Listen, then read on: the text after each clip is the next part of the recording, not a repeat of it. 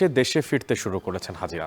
দ্বিতীয় দিনে 10টি ফ্লাইটে ফিরবেন প্রায় ৩,৮০০ জন যাত্রী। এ নিয়ে আরও জানাতে শাহজালাল আন্তর্জাতিক বিমানবন্দর থেকে যোগ দিচ্ছেন সহকর্মী নাইম আবির। আবির, আপনার মাধ্যমে জানতে চাই ৩,৮০০ জন হজযাত্রীর আজকে দ্বিতীয় দিনে আসার কথা, তো এখন পর্যন্ত কতজন হাজি দেশে পৌঁছেছেন এবং এবারের হজ ব্যবস্থাপনা নিয়ে মুসল্লিদের প্রতিক্রিয়া কেমন দেখতে পাচ্ছেন? অনেক আপনার দ্বিতীয় প্রশ্নের উত্তর দিয়ে শুরু করতে চাই। আমরা এতক্ষণ ধরে যে হজযাত্রীরা ফিরছেন তাদের সাথে কথা বলেছি। আসলে হজযাত্রী নয়, এখন তারা হাজিও। ইতিমধ্যেই তারা হজ শেষ করে, হজের কার্যক্রম শেষ করে এসেছেন। তারা সার্বিক ব্যবস্থাপনার কথা যদি বলি, তাহলে সার্বিক ব্যবস্থাপনার সন্তুষ্ট প্রকাশ করেছেন। আমি যদি শাহজালাল বিমানবন্দরের চিত্র আপনাকে দেখাতে চাই এই মুহূর্তে, আপনি নিশ্চয়ই দেখবেন যে আজ প্রায় 10টি ফ্লাইট রয়েছে। আমাদের শিডিউল ফ্লাইট রয়েছে 10টি, এবং এই শিডিউল ফ্লাইটে প্রায় ৩,৮০০ এর মতো যাত্রী এখানে মানে হাজি ঢাকায় পৌঁছানোর কথা রয়েছে। এবং এই হাজিদের সাথে আমাদের কথা হচ্ছিল, তারা আসলে আমাদের সার্বিক ব্যবস্থাপনার কথা জানাচ্ছিলেন যে পুরো ব্যবস্থাপনায় তারা সন্তুষ্ট প্রকাশ করেছেন।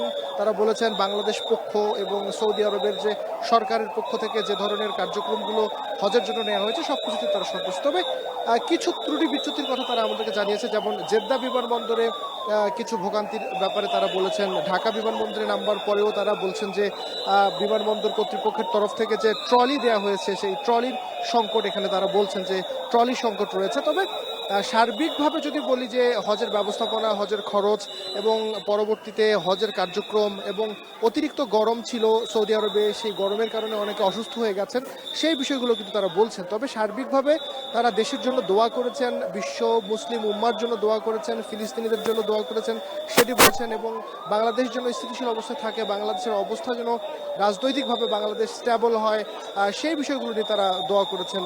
এবং সার্বিকভাবে যদি বলি তাহলে এই যে হজ কার্যক্রম পরিচালিত হয়েছে, সরকার এবারের 2025 সালের হজের জন্য যে কয়েকটি উদ্যোগ গ্রহণ করেছে, বিশেষ করে মোবাইল অ্যাপ চালু করা, এবং একই সাথে যদি বলি তাহলে ক্রেডিট কার্ড সুবিধা, ফোন রোমিং সুবিধা, এই সুবিধাগুলো তারা আসলে ব্যবহার করতে পেরেছে এবং তারা সেই সব সুবিধায় সন্তুষ্ট প্রকাশ করেছে। এই ছিল আমার কাছে সবশেষ খবর। শাহজালাল আন্তর্জাতিক বিমানবন্দর থেকে যুক্ত ছিলেন নাইম আবির, জানাচ্ছিলেন হজযাত্রীদের সব শেষ খবরাখবর।